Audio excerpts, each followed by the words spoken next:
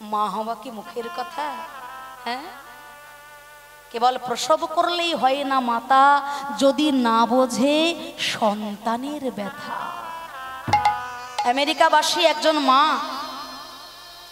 তিনি তার 16 মাসের সন্তানকে, 16 মাস, একটা ছোট্ট বাচ্চা, কত সুন্দর ফুটফুটে একটা ছেলে, 16 মাসের একটা ছোট্ট বাচ্চাকে ঘরে বন্দি করে তালা দিয়ে তিনি তার বয়ফ্রেন্ডের সঙ্গে, বন্ধুর সঙ্গে 10 দিনের জন্য বেড়াতে চলে গেছে। তিনিও মা, জানি না তিনি কিভাবে জন্ম দিয়েছেন সন্তানকে, কিন্তু তিনি নাকি মা। ছোট্ট বাচ্চাটা ক্ষুধার জ্বালায় নিজের মূর্তি পর্যন্ত সেবা করেছিল, বেঁচে থাকার চেষ্টা করেছিল। বাঁচার জন্য লড়াই কে না করে? একটা ছোট্ট পিঁপড়ে পর্যন্ত বাঁচার জন্য লড়াই করে, আরো তো মানুষ। অনেক চেষ্টা করেছিল বেঁচে থাকার, কিন্তু ঘরে এক বিন্দু খাবার কিছু ছিল না, এক বোতল জলও পর্যন্ত ঘরে ছিল না। ক্ষুধার জ্বালায়, তৃষ্ণার জ্বালায় হয়তো 8 দিনের মধ্যেই বাচ্চাটা মৃত্যুবরণ করেছিল। আর 10 দিন পর ওই নিষ্ঠুর মা, যে মা নামের কলঙ্ক, ঘরে এসে তালা খুলে, দরজা খুলে যখন দেখলো ফুটফুটে সোনার টুকরোর মতো ছেলেটা শুকনো জীর্ণ শীর্ণ হাড়, কঙ্কালের মতো হয়ে বিছানায় মৃত্যুশয্যায় শুয়ে আছে, মৃত্যুবরণ করেছে। আমেরিকার প্রশাসন ওই মাকে শাস্তি বাবদ আজন্ম কারাদণ্ড দিলেন, যে যতদিন তুমি বেঁচে থাকবে এই 4টে দেওয়ালই হবে তোমার জীবন, পৃথিবী। নিজের সন্তানকে 4 দেওয়ালের মধ্যে বন্দি করে তুমি মেরেছ, যতদিন তুমি বেঁচে থাকবে কোনো জামিন হবে না, মৃত্যু পর্যন্ত এই 4টে দেওয়ালের মধ্যেই তোমার পৃথিবী, এইখানেই তোমাকে দগ্ধে দগ্ধে মরতে হবে।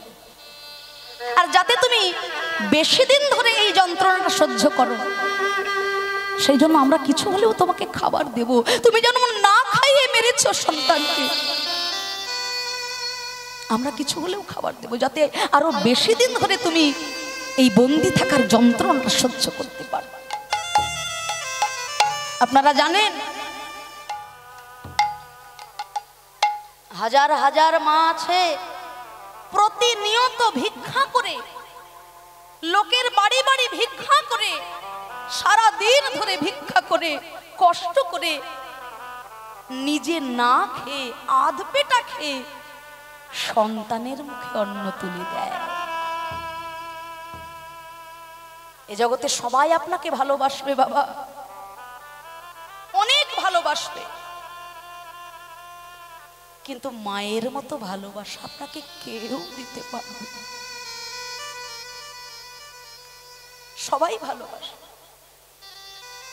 কিন্তু মায়ের মতো ভালোবাসা, সবাই বলবে আমি তোমার মায়ের মতো, কিন্তু মা হতে একমাত্র গর্ভধারিণী ছাড়া কেউ পারে। প্রত্যেকের ভালোবাসার পিছনে কিছু না কিছু, কোনো না কোনো স্বার্থ লুকিয়ে থাকে। আপনি যখন বাজারের ব্যাগটা নিয়ে বেরোবেন, ছেলে বলবে দেখো বাবা, ওই খাবারটা আমি তোমাকে কালকে আনতে বলেছিলাম, আনোনি, আজকে কিন্তু তোমাকে আনতেই হবে। মেয়ে বলবে বাবা, তোমায় তো 2 দিন আগেই বলেছি আমার ফেয়ার অ্যান্ড লাভলিটা ফুরিয়ে গেছে, হ্যাঁ আজকে কিন্তু ওটা আনতেই হবে। স্ত্রী বলবে দেখো এই সব আনাজগুলো ঘরে নেই, শাক সবজি যা যা বলেছি, যা যা লিখে দিয়েছি, একটা যেন কম না হয়, সব বুঝে বুঝে নিয়ে আসবে। আর ওই কানা বেগুন যেন একদম আনবে না, দেখে দেখে ভালো ভালো সবজি আনবে। সবার কিছু না কিছু চাওয়া পাওয়া থাকবে আপনার কাছে, কিন্তু আপনার ঘরের দরজার কোনায় একজন দাঁড়িয়ে থাকবে, আর কিন্তু কোনো চাওয়া পাওয়া নেই। সে শুধু আপনার মুখে চুম্বন করে বলবে বাবা সাবধানে যাস, আর সাবধানে বাড়ি ফিরিস বাবা। আর শুধু এটুকু চাওয়া,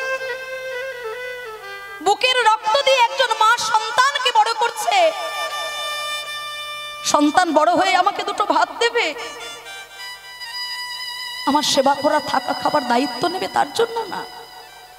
ছেলেটা আমার ভালো, ছেলেটা আমার সুখে থাক, আমাকে দেখুক বা না দেখুক সেটা আমার কপাল। তাই এমনও মা আছে, আবার ওদিকে পুতনাও মা, মায়ের রূপ ধরে এসেছে বাবা, সঠিক মা সে হতে পারে। যিনি কৃষ্ণ ভগবানকে জন্ম দিয়েছিলেন, ভগবান কৃষ্ণকে যিনি জঠরে ধারণ করেছিলেন, তিনি একজন মা। আর যিনি ভগবান কৃষ্ণকে লালিত পালিত করেছিলেন, তিনি একজন মা। কিন্তু আশ্চর্যের বিষয়, যে জননী জঠরে ভগবান জন্ম নিলেন, সেই জননীর এক বিন্দু দুগ্ধ পানও তিনি করলেন না। কেন না, তার বিচার হলো খুব সূক্ষ্ম বিচার। এ বিচার সাধারণ মানুষের বোধগম্য হবে না। যে আমাকে চাই আমিও তাকে চাই, আর যে আমাকে না চাই আমি তাকে না চাই, কিন্তু ছেড়ে আমি কাউকে দিই না। 14 বছরের জন্য রাম অবতারে ভগবান রামচন্দ্র যখন বনবাসে যাচ্ছিলেন, মাতা কৌশল্যা দুধের বাটি ধরেছিলেন বদনের সামনে। কইকেয়ী মা তখন ওই দুধের বাটিটা রামচন্দ্রের বদন থেকে ফেলে দিয়েছিলেন। কেঁদে উঠেছিল কৌশল্যা মায়ের বুকটা। 14 বছর বনবাস জ্ঞাপনের পর রামচন্দ্র যখন ফিরে এলেন, কইকেয়ী মায়ের চরণে সাষ্টাঙ্গে প্রণাম করলেন। কইকেয়ী মা বড় লজ্জিত হলেন, যে মায়ের জন্য রাজার ছেলে হয়ে তুই বনে বনে কষ্ট করলি, সেই মাকে এইভাবে প্রণাম করছিস। ওরে রাম,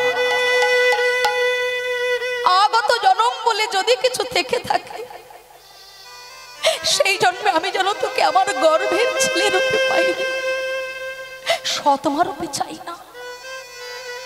ভগবান কথা দিলেন, মা আসবো, আগত জন্মে তোমার গর্ভে আমি আসবো, তোমাকে মা বলেও আমি ডাকবো, কিন্তু কোনোদিনও তোমার স্তন দুগ্ধ আমি পান করব না। এ জন্মে আমার মাতা কৌশল্যা যে কষ্টটা পেয়েছিল, সন্তান কাছে থেকেও দুগ্ধ না পান করার যে জ্বালা, যে যন্ত্রণা, সেই জন্মে দেবকী মা রূপে তুমি উপলব্ধি করবে। আপনারা শুনেছেন প্রভাস যজ্ঞ লীলার শেষে যশোদা মা 100 বসন ভেদ করে গোপালের বদনে দুগ্ধ দিয়েছিল, কিন্তু দেবকী মা জন্মদাত্রী মা, তার স্তনদুগ্ধ ধারা 100 বসন্ত দূরের কথা, প্রথম বসন ভেদ করতে পারল। তাই মালিনী দেবী শ্রীবাস ঠাকুরের ঘরণী, তিনি ছিলেন আগের জন্মে ওই পুতনা। ভগবান চিন্তা করলেন, মা সন্তানের মৃত্যু যন্ত্রণা দেখতে তোমার বড় ইচ্ছা, তুমি মাতৃরূপে দুগ্ধ পান করে গোপালকে মারতে চাইলে। তাই যদি হয়, আগত কলিযুগে তোমারও কোলে আসবে তোমার সন্তান। কোলের সন্তান যখন তোমার কোলে মৃত্যু যন্ত্রণায় ছটফট করতে করতে মৃত্যু বরণ করবে,